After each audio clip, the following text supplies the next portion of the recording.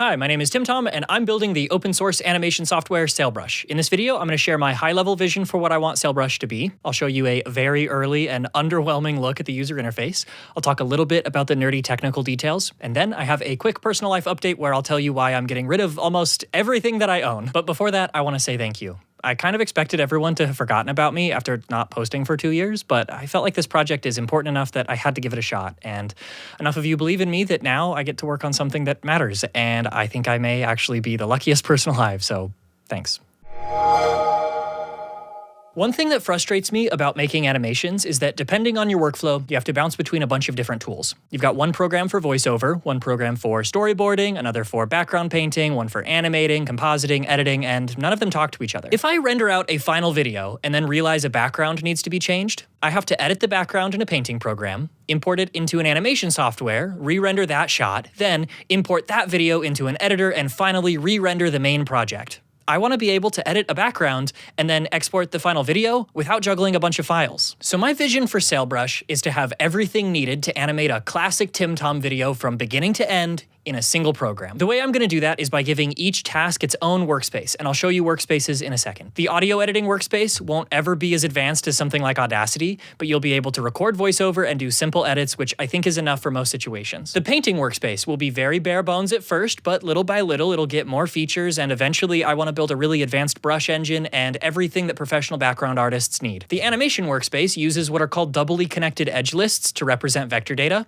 so drawing will feel very familiar to anyone who's used Flash. And it'll be possible to nest animation assets, which is basically symbols, and I know everyone wants those. I haven't nailed down exactly what I want the compositing workspace to be, but I have some ideas. The editing workspace will be a very simple nonlinear editor. I kind of feel the same way about that as I do about the audio workspace. It doesn't need to be fancy to be useful. And long term, I'd like to have a character rigging workspace and maybe some others, but I'll worry about that much later. One thing it will not be is a mobile app. I know that's disappointing for some of you, but a mobile app is a very different product. For example, keyboard shortcuts are a crucial component of most professional editing tools, and phones don't even have keyboards. I think the way you optimize the experience for each of those platforms is just very different, and so my focus is on delivering the best desktop app that I can, which means Windows, Linux, and Mac only.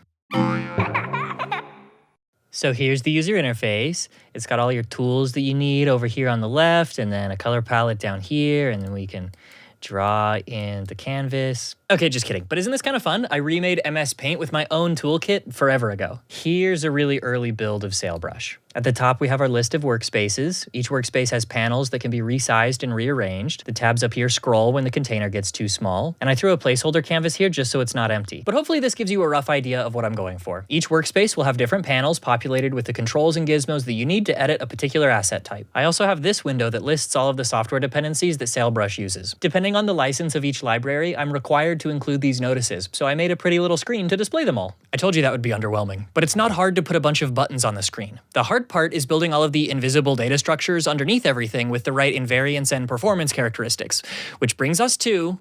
Glad to oblige a fellow scientist. If you didn't see my community post, I made an entire graphical user interface toolkit just for Sailbrush. It's called Rosin. It has basically everything you need to build complex desktop apps, and if you want to get deep into the technical stuff, the README has lots of links to relevant videos and blog posts. The macOS platform integration is done. The Linux platform integration is being worked on by GitHub user Wholesome Island, who's making great progress, and I've had a couple people express interest in porting it to Windows, though if they don't come through, I'll get to it. But the heart of Sailbrush is the document model. That's the set of data structures that contains all of the data for a project, and everything revolves around that. When you paint a brush stroke, the interface sends commands to modify the document model. When you save your project, everything needs to be serialized out of the document model. When you undo an action, the document model needs to know how to rewind all of the changes you've made. You get the idea. So to build that, I needed to design a data structure that can store arbitrary, hierarchical data in a way that has good locality, constant time operations, and has undoable transactions that only store deltas to keep memory use low. It sounds complicated, but that part is done. What I landed on is similar to an entity component system, but with extra features, which I'm calling the ledger. It lets me throw whatever data I want into it, and I know it'll be fast, and I can undo changes efficiently. Now, the ledger is the foundation that the rest of the document model is built on top of. A Sailbrush project is essentially just a collection of assets. Assets are things like audio clips, images, timelines, that sort of thing. And internally, each asset gets its own ledger to track undo states. So for example, if you're editing a painting, hitting undo a bunch won't undo the changes you made to an audio asset in a different workspace. The trickiest part of designing the document model has been the doubly connected edge list, which is a planar graph that represents a vector drawing. Once I'm done with that, it'll be relatively easy to wire up the interface to interact with it. I tried so hard to get proper vector editing ready to show off in this video, but computational geometry is tricky and I didn't finish in time. I know I estimated that I'd have a beta by now, which is one of the classic blunders. Never estimate how long a software project is going to take. So I'm sorry I'm behind where I wanted to be, but I'm working hard, and other than that, I feel really good about how things are coming together. I will finish this if it's the last thing I do, but starting today, I do need to press pause for 2 weeks.